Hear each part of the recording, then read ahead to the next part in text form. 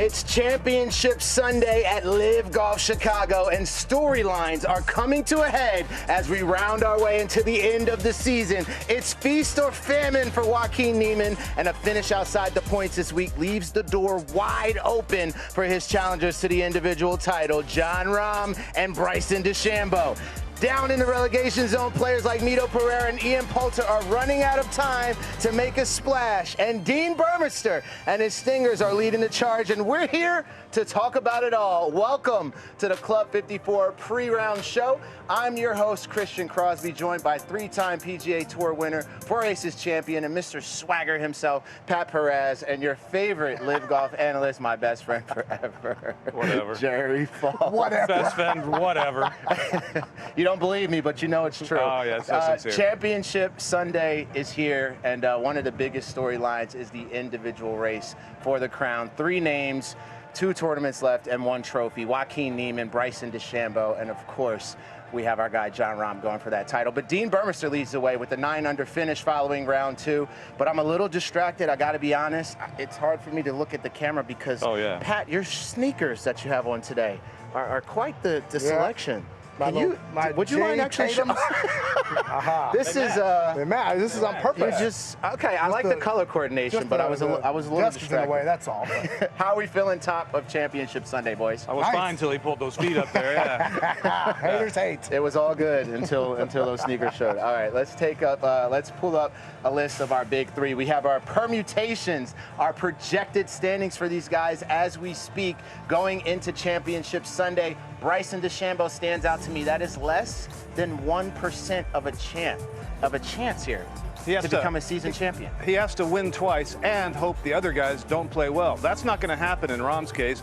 Waco, you never really know. He's Dr. Jekyll and Mr. Hyde. He wins or he finishes 24th, so you never really know. But Rahm's percentage through the projections, run 10,000 times through the computer, have more than doubled since start of the week. That's pretty impressive stuff. He's never out. Let's start this talk about Bryson DeChambeau, captain of Crushers GC, with less than a 1% chance to get it done. But if he were to win here in Chicago, how hard of a task would it be to replicate that next week? Well, for him, he can win anytime. I mean, he's proven that. He's such a phenomenal player. You know, when he gets on, he has no fear. He hits that driver a mile. It's such an advantage for him. You know, in this kind of course, he can hit that driver everywhere. But this is the club right here that he's going to need a lot of help with in the next 4 rounds if he's going to get it all the way done. Yeah. Jerry, what do you think? Well, I mean, it's Bryson DeChambeau. He can do incredible things. It's such a long shot. I mean, it's why it's 0.7%. He could win here and likely still be in 3rd place heading into next week. Jon Rahm's going to earn more than 3 points this week. He doesn't finish outside the top 12. So yeah, he's going to likely head into 3rd place. And Waco is going to, if that happens, if that scenario happens, Waco's going to feel it slipping out of his hands again, and he'll be even more determined next week. Well, let's talk about Jon Rahm for a second, captain of Legion 13. First, we have a presser. He had some words about Championship Sunday in his stance. Take a look. The goal is to win, and by winning, I'll get the most amount of points I can possibly get, and then I need a little luck on my side that Joaquin doesn't have a good week, right? Just because he hasn't so far doesn't mean that tomorrow he can't shoot low and give himself some outside chance of earning some points. But no matter what, if I win, I'm going to have a real possibility of catching him and possibly passing him in next week. So the goal is up to what I can do this week and hopefully defend my title. Jon Rahm, Mr. Consistency. If he wins this week, it sets up a pretty straightforward head-to-head battle with Joaquin Niemann, which really excites me, considering what happened last year between him and Joaquin Niemann. Jon Rahm edging him out last year to become the individual champion of LIV Golf 2024. Here we are again, Waco opening the door, and Jon Rahm looking like he's stepping into that door this week. The door was cracked open starting the week. Now it's wide open with a welcome sign. Waco has made our job easy. We don't have to manufacture storylines. There are so many we can't even report on them this week, but that's the biggest one. Rahm winning really, really makes next week interesting, but he doesn't have to win, and next week's still going to be interesting if Waco doesn't score any points, because Jon Rahm is going to be within 40 points of him, which is how many you get for a win. Yeah, I agree. You know, Jon is the biggest thing about Jon. Not only does he want to win the individual, but he wants to win. You know, he hasn't won. I know it drives him crazy that Waco's won 5 times and he has not.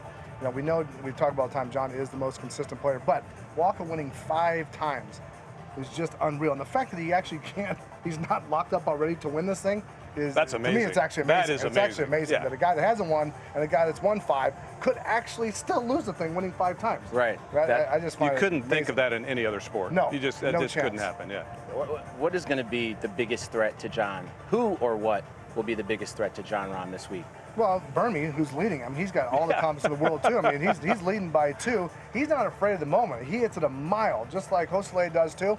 You know, Bernie played phenomenal yesterday. I caught him on the 8th green, and he was flawless. I mean, an eagle, birdies. I mean, he's not afraid of the moment. And that driver for him is such a weapon. I don't think we talk enough about how long he actually hits it. You know, his ball bounced right on 15. If that ball lands 3 yards left, he's got, 8 feet for eagle. He has that type of length. I know he's not afraid. You know, he's played with all these guys a bunch. Bernie's the guy to beat today, in my opinion. Jon Rahm hits all the shots. He has all the shots. He's one of the best players in the world week in and week out, wherever he tees it up. What he needs to be in control, be committed, make good decisions out there. That's all part of the normal process. He needs a bounce or 2. That's all he needs. He just doesn't seem to be getting the good breaks at the right times this season. That's what's kept him out of the winner's circle. He doesn't like, as Pat said, doesn't like not being in the winner's circle.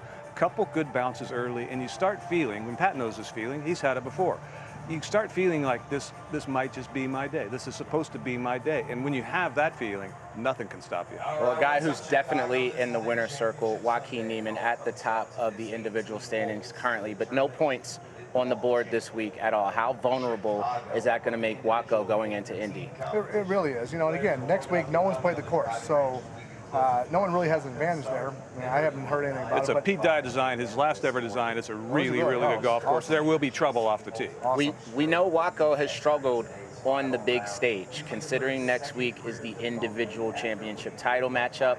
Is that going to be another week for him, similar to maybe the majors, where there's so much pressure? We know he's got the hot and cold.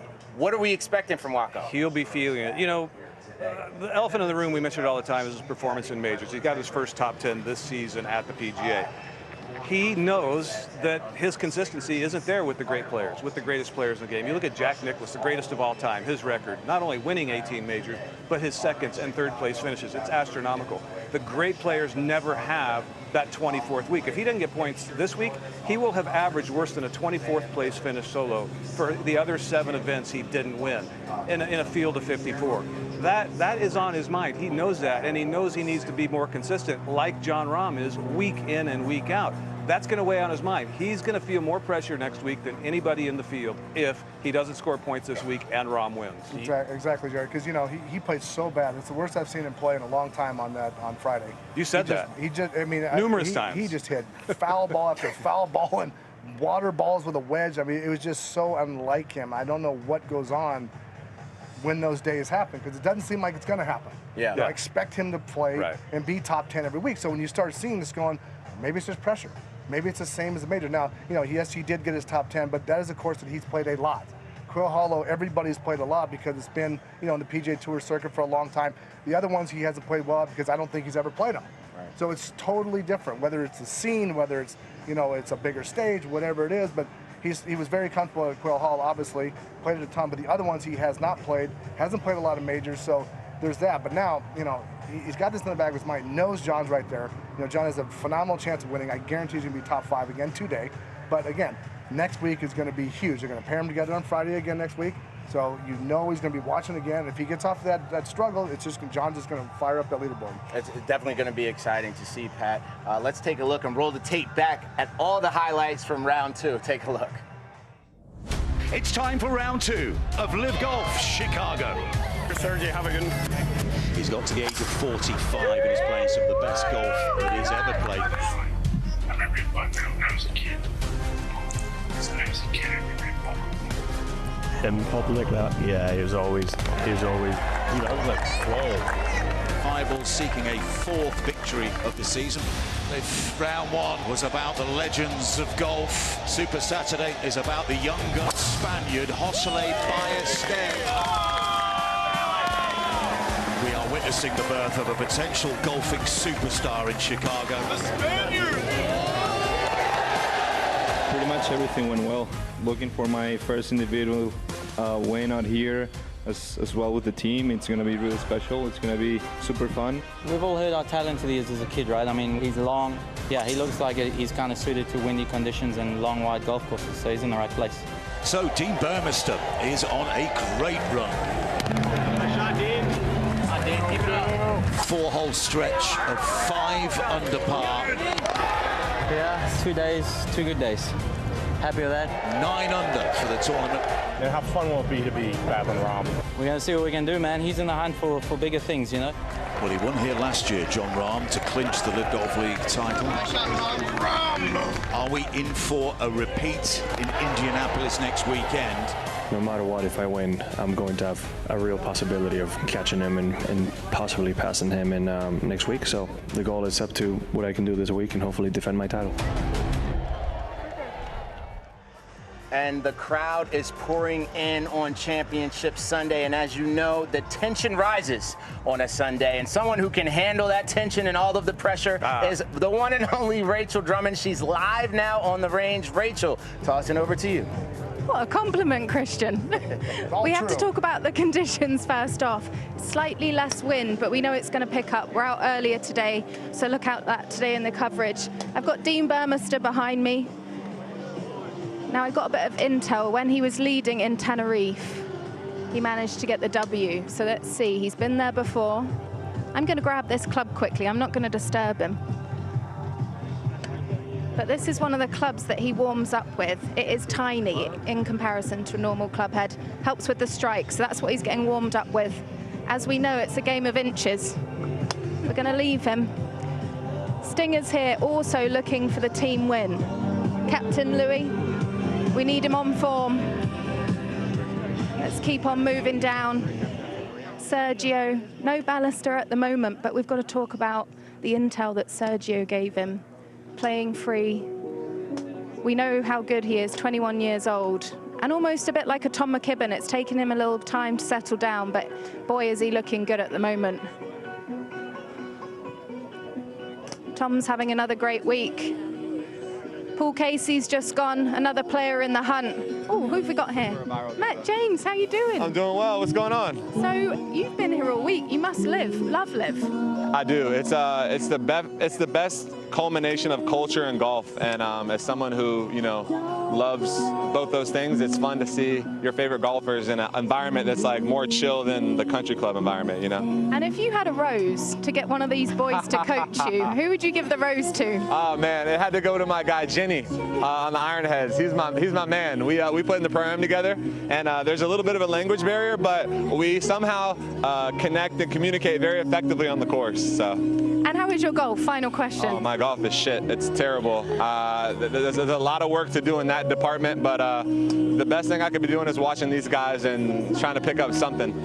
You've got it, Matt. Have another great day. Thank you. Thank you. Taylor in the hunt. An amazing, amazing player in wind. Let's get a look here. His coach is here, Boyd. Let's see if we can get a quick question with Boyd. Boyd, what makes Taylor so great at shaping the ball in the wind? What is it about him? Is it feel?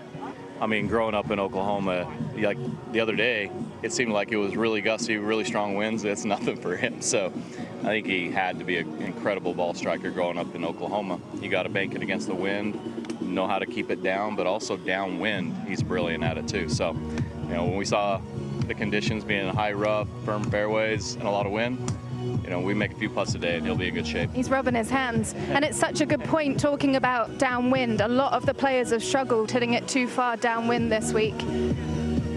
Let's see who else we've got here. Majestics fighting for their lives here in the team. Let's see if we can get Charles Howe. As I'm a golf nerd, I want us to look at his swing. It's one of the most beautiful swings. So let's look at his technique to finish here on the range walk. Lots of players making their way to the putting green currently. He's had his coach in all week. Hits the softest draw. Right foot back slightly. We can take so much. Look at his setup from face on. Richie, come get in here. Here we go. Hands slightly forward at address. 2 to 3 knuckles. Do you see how center he stays? It is absolutely beautiful. Getting the final shots in. Who else can we admire on the range? Kazuma 2 behind. From being injured, he's had a great remainder to the season. There's so many names to look out for. Ballister's on the putting green at the moment, but there's a lot of different games. We've got players that hit a long way. We've got Phil players right behind them. It's going to be interesting to see what happens in these conditions today. And Rachel, when you talk of games, there's going to be maybe a little bit of a mental game happening out there today in that final grouping, if you will. Jon Rahm's going to be the shortest player in the group, most likely, against Burmester and Josele. How do you think that'll affect him? And how do you think it's going to affect Josele playing alongside a Spanish legend in Jon Rahm? Do you know what, Jerry? I think it could almost be a bit of a Masters. Do you remember when Bryson played with Rory in that final group?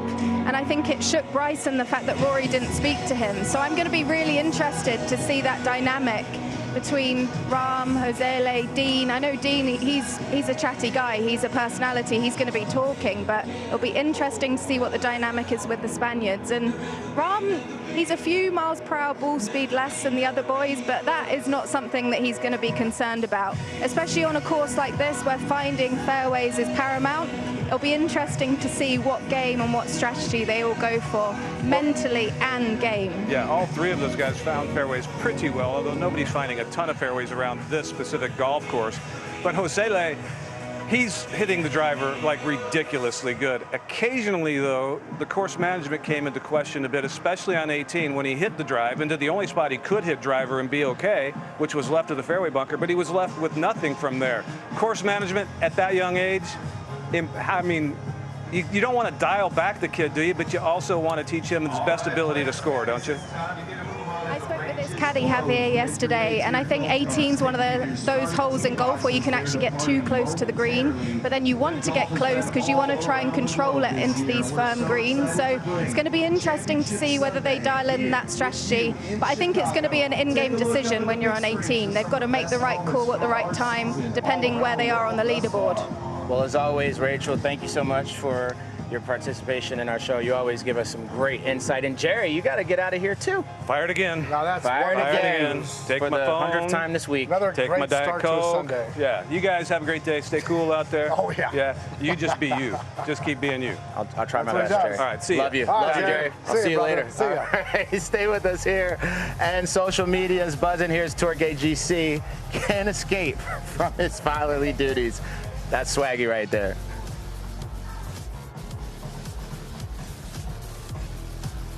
All right, we had a lot of incredible moments yesterday, but let's take a look at some of the top shots from the second round. Pat, you down for that?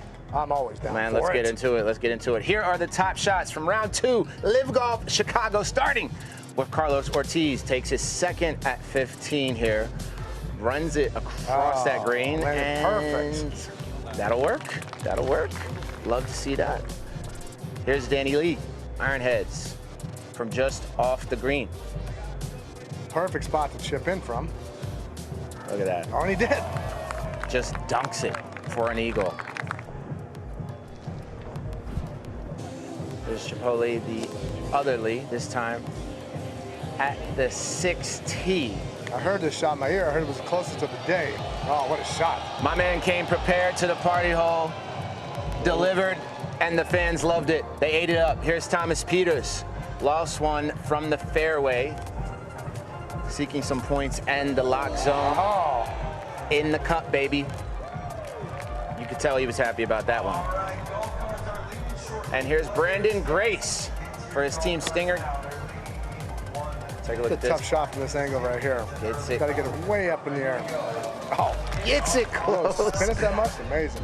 From the fairway, too. Gotta like that one. And of course, Uncle Phil. This shot was amazing. Will because he? The shot to get here was so bad. He almost makes it.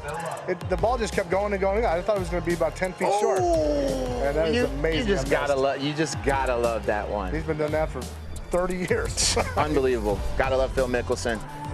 Pat, did you have any favorite moments from yesterday? I gotta ask. No. I didn't see that much good golf. Way to keep it honest, Pat. That's We what it is. appreciate it. Bernie plays great. Unreal.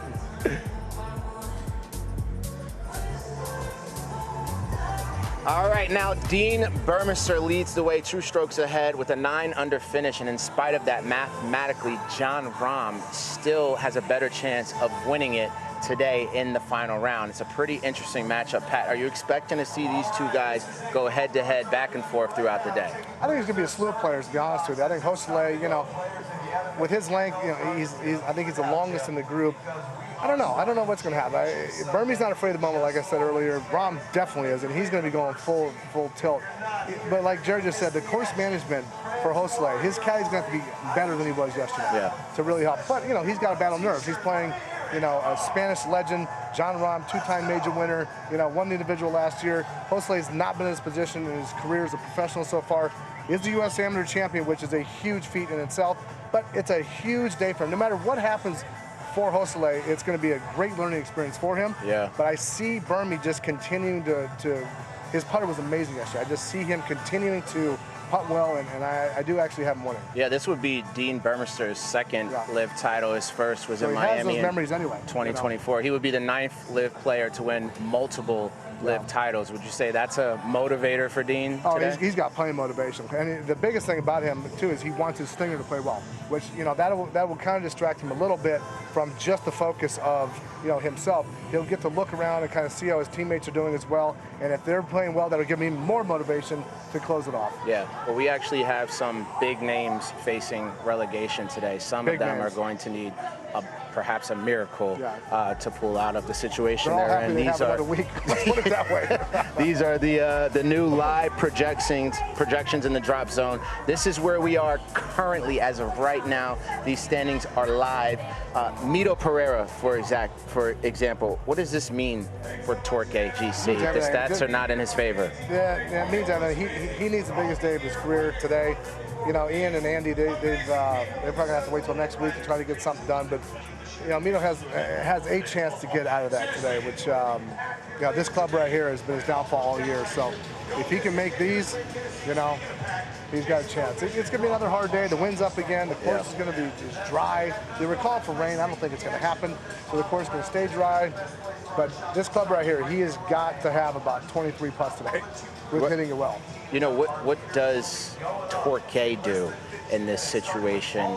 You know, this is a guy who the team loves. They have such great rapport together as a team. They're all rooting for him. Is there anything you do as a team? Do you rally? How do you? They've done it all. They've done it all year. They stay together all the time. They hang out every single minute together off the course. There's nothing more they can do. They have told him everything. You cannot tell him something. You couldn't actually tell him something that would give him more pressure than he's already got on himself. Yeah. You know, the player has all the pressure, and everybody just kind of, you know, telling you, you know, good luck and come on, let's go, da-da. It's not going to do anything. He knows where he's at. He knows he's got 4 rounds left.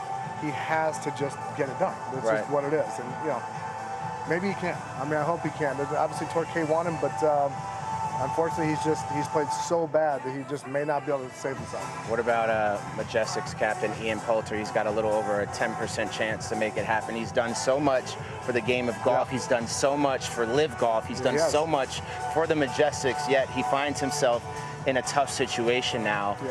Coming into Championship Sunday, I know we've talked about it in the post-show a little bit. We've talked about it in the pre-show earlier this week.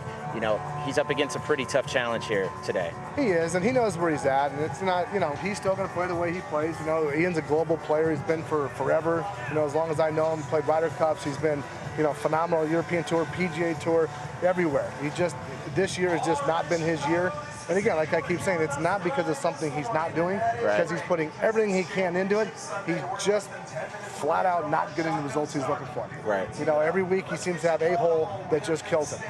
And have you had any words with Ian this week? Yeah, I talk to him all the time. I talk to him all the time, and you know, I don't bring up really the relegation zone because he knows where he's at. I don't have to tell him about it. But again, it's just one of those things that he just hasn't played well, and he's got to find. So I don't know if he's going to get any points this week. He need a phenomenal day today, but he's really going to need, you know, 3 good rounds next week. Because it's not just about finishing 24th or 20th next week. You know, where he's at, he might have to finish like 12th or 10th. That's hard to do. That's hard. It's hard to do anyway. The points just fall off so much. You know, I finished 22nd event one time. I got .12. Right. You know, it's just not a lot of points. You really got to get up in that top 10. So he knows where he's at. Is this a course that maybe favors his game to give him somewhat of a chance to just have a strong Sunday? The thing is, he's not long enough really to take advantage like these other guys can. Yeah. So he's just going to need a phenomenal day. The putter is his best club in the bag. He just has to make the putts. Well, don't go anywhere, Pat. We're going to get some final thoughts from you as we approach our shotgun start.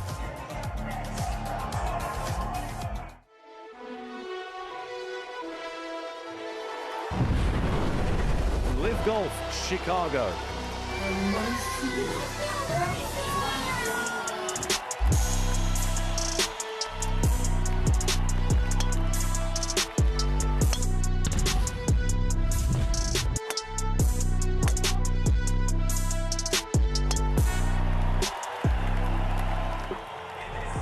For more on the lock zone and the relegation zone, we have Dom Boulay and Suen Heng weighing in on the competition. Over to you two. Well, we've never done one of these out in front of a herd of goats, Suan, but, you know, Richard Bland's one of the best stories out here. He was a journeyman for 25 years. Now he's out in this league, very competitive. He's a two-time senior major champion, but his spot next year is not guaranteed. He needs a top 6 finish today to what we believe will have enough points to guarantee him a start next year. There's so much to play for, so many players in that position, Mito Pereira being one of them. Absolutely, Dom. Right now he is still projected to be inside the relegation zone. He is at a 0.6 points.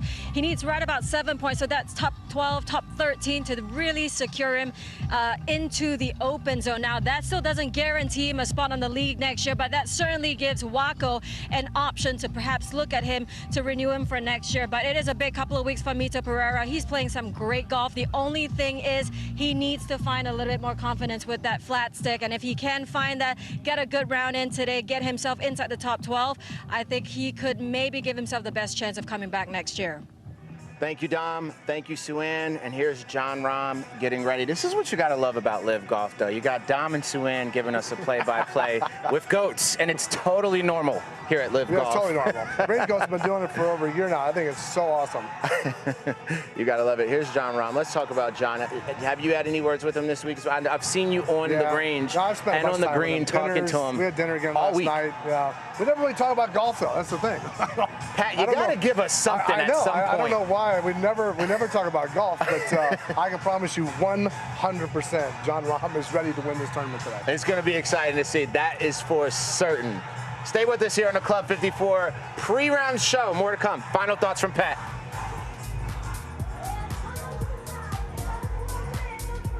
All right, it's now time for our Aramco Power Play. And this play is coming from a young 21-year-old up-and-coming superstar. He goes by the name of Josele Ballester from Fireballs GC. And boy, did he put on a show this week. We're all loving to see it. He is our ball speed leader this week. Let's take a look at this. He hits a low one off the tee at 15. Pat, this kid is just incredible, isn't he? You know, I talked to his coach last night for a little bit, and we left him a message saying this isn't even full speed. This isn't even full speed. He's got over 200 in the tank. He just plays at 195. He's got more in the tank than what we're seeing right here. Unreal. Yet he still is our ball speed leader for this week. Here are the players with all of the top ball speeds in Chicago. Josele leading the way. Peter Uihlein, Dean Burmester. Wow. I love this list. I love to see this kid doing what he does. A lot of people are calling him Baby Rahm. Jerry likes to refer to him as a young Bryson, the way he's striking that ball out there. His motion is much, is different than Bryson, but his speed's incredible. I mean, he's built like a tree. I mean, Olympic parents. He's strong, and his coach said he just works hard. He won the US Amateur last year, which is an incredible feat. Came out here. It looks like he's gotten his feet wet. He's gotten comfortable. I can't wait to see him. I got him today. I can't wait to see him play because I didn't get to see him play much today at SU. So you hear that? No, I hear that. You know what that means? I know exactly what it means. That means we're just moments away from the shotgun start. Do you have a quick final thought? It's got to be quick. I'm excited to watch. I got a great group. I can't wait to see what Burmy does. I'm always excited to watch Rahm, but I'm really excited about the new kid today. I'm excited too, and so are the fans. It's Championship Sunday. We'll see you in the post show next up. Main coverage 9 a.m. to 11 a.m. on FS2, and from there we're live on Fox. We'll see you in the post show, baby. Peace.